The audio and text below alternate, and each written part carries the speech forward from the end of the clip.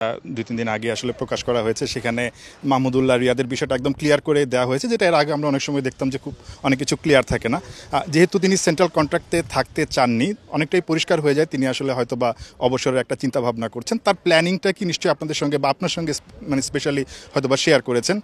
বিদায় দেওয়ার প্রক্রিয়াটা আসলে কেমন হতে পারে বা কিভাবে হতে যাচ্ছে? না, ওটা ওর পুরোপুরি একটা জায়গায় না, সেটা এটা নিয়ে আলাপ করা ঠিক না। বাট এটা নিশ্চয়ই অনুমান করা যায়, যেহেতু সেন্ট্রাল কন্ট্রাক্টে না থাকার ব্যাপারে আগ্রহ প্রকাশ করেছে, এতে বোঝা যায় যে ওইসব নিয়ে চিন্তাভাবনা করছে। সো আমার মনে হয় একটা চিন্তাভাবনার একটা সলিড জায়গায় আসলে এটা নিয়ে আমরা আলাপ করতে পারবো এবং এটা মিডিয়াতে নিয়ে আসতে পারবো এবং স্পেসিফিক কিছু প্ল্যান প্রোগ্রাম আমরা হয়তো প্রকাশ করতে পারবো তখন। এটা কি এমনটা হতে পারে যে মানে আরও ৬ মাস বা ১ বছর, নাকি আরেকটা সিরিজ সামনে আসলেই তখন আসলে ঘরের মাঠ থেকেই আসলে বিদায় দেওয়ার প্রক্রিয়াটা চিন্তা ভাবনা করছে? এখনই একদম স্পেসিফিক বলতে পারছি না আমি, বাট আমরা জানি আমাদের লক্ষ্য হচ্ছে আগামী 2027-এ যে বিশ্বকাপ হবে সেই দিকেই এখন থেকেই নজর রাখা। তো সেটার উপর ভিত্তি করে আমরা আমাদের চিন্তাভাবনা করে এগুচ্ছি এবং সেটার সাথে মানানসই একটা কোনো কিছু পরিকল্পনার মধ্যে দিয়েই হয়তো ওকে আমরা বিদায় দেবো। না না না, অবশ্যই মানে ওরাও জানে যে কখন সরে আসতে হবে। আমার ধারণা যে হয়তো চ্যাম্পিয়ন্স ট্রফিতেও তারা হয়তো এটা নিয়ে চিন্তাভাবনা করেছে, তখন হয়তো এদের মাথায় এটা এমন একটা কিছু ছিল। সেরকম সেই সময় হয়তো অ্যানাউন্সমেন্টটা আসেনি, কিন্তু তার পরপরই মুশফিকুর রহমান তার অ্যানাউন্সমেন্টটা ঘোষণা করেছে। মাহমুদুল্লাহ রিয়াদও আমাদের সাথে আলাপ করেছে। So I think it's a very good sign যে, এবং তারাও উপলব্ধি করে যে এখন সময় হচ্ছে 2027-এর প্রস্তুতি নেবার এবং যারা নতুন তাদেরকে জায়গা করে দেবে, এই জিনিসটা তারা উপলব্ধি করে। এটা নিয়ে আলোচনা হয়েছে। সো আমার মনে হয় আমরা একটা সুন্দর পরিবেশের মধ্যে আছি এবং আশা করছি যে এই পরিবেশটা আমাদেরকে সব দিক থেকে ভালো দিকে এগিয়ে নিয়ে যাবে। স্যার, এবার আমরা শুনেছিলাম আসলে যে চ্যাম্পিয়ন্স ট্রফিতে ব্যর্থতার কারণ তখনই আসলে কোচ সালাউদ্দিনকে বলতে শুনেছি, বা দু একজন প্লেয়ারও বলেছেন যে আসলে প্রস্তুতির একটা ঘাটতি ছিল, যেটা কিনা হয়তো বা পরবর্তীতে থাকে না, যেন এই জন্য আপনারা হয়তো বা আগে ভাগে 2027-এর প্ল্যানটা করছেন। ঠিক কী প্ল্যান বা একটা টার্গেট ঠিক করে দেওয়ার কথা শুনছি আমরা, কী ধরনের প্ল্যানে আসলে আগানো হচ্ছে যদি একটু?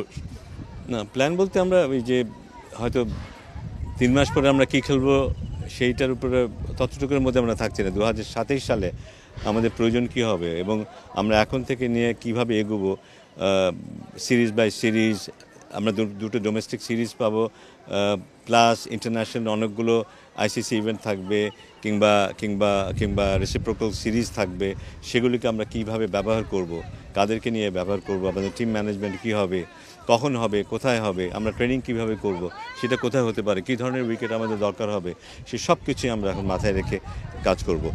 এটা নিয়ে আমরা খুব তাড়াতাড়ি বসবো এবং একটা একটা একটা একটা একটা জেনারেল আন্ডারস্ট্যান্ডিং আসতে চাইবে কোচদের সাথে, সিলেক্টরদের সাথে, ক্যাপ্টেনদের সাথে, সবার সাথে সব মিলিয়েই একটা একটা দিক নির্দেশনা খুঁজে পাওয়ার চেষ্টা করব, যেটাকে সামনে রেখে আমরা এগিয়ে যাওয়ার চেষ্টা করব। সার্বিক ক্রিকেটের জন্য যেটা যেটা বেনিফিশিয়াল হবে সেটা আমরা করার চেষ্টা করব। অনেক সময় এমন হতে পারে ঘরোয়া ক্রিকেট বাদ দিয়েও আমরা কাউকে পাঠাতে পারি, যদি মনে করি তাতে আমাদের ক্রিকেটারের লাভ হবে এবং আমাদের জাতীয় দলের লাভ হবে, তেমন হতে পারে। আর অনেক সময় এমন হতে পারে যে ভালো অফার পাওয়ার পরও আমরা হয়তো কাউকে ছাড়লাম না, কারণ তার ডোমেস্টিকটা খেলার প্রয়োজন। সো এটা ডিপেন্ড করবে যে সার্বিকভাবে কোনটা মঙ্গলজনক হবে আমাদের বোর্ডের জন্য, ক্রিকেটের জন্য, আমরা সেই সিদ্ধান্ত নেব। দুজন ক্রিকেটারের নাম শোনা যাচ্ছে, ইতিমধ্যেই কারোর সঙ্গে আলোচনা হয়েছে কিনা, মানে যে আইপিএলটা আসছে সামনের মাসে, আসলে এই ধরনের কোনো ধরনের আসলে আলোচনা হচ্ছে কিনা কোনো ক্রিকেটার সাথে? কোনো আলোচনা হয়নি নিয়ে, না। আপাতত কেউ এনএসিও চায়নি? কোনো আলোচনা হয়নি। একটা বিষয় বলছিলেন যে ক্যাপ্টেন কোচ সবার সঙ্গে আলোচনা করা হবে। আমরা জানি যে আসলে কোচিং স্টাফে আমাদের এবার ফিল্ডিং কোচ ছিল না, খুব দ্রুততম সময় আসলে একজন ফিল্ডিং কোচ দলের সঙ্গে যুক্ত হচ্ছেন কিনা, পাশাপাশি হেড কোচ যিনি আছেন তারও তো আসলে এই চ্যাম্পিয়ন্স ট্রফি পর্যন্ত মেয়াদ ছিল, তার মেয়াদটা কি কোনো বাড়ানোর চেষ্টা করা হচ্ছে নাকি নতুন কাউকে খোঁজা হচ্ছে?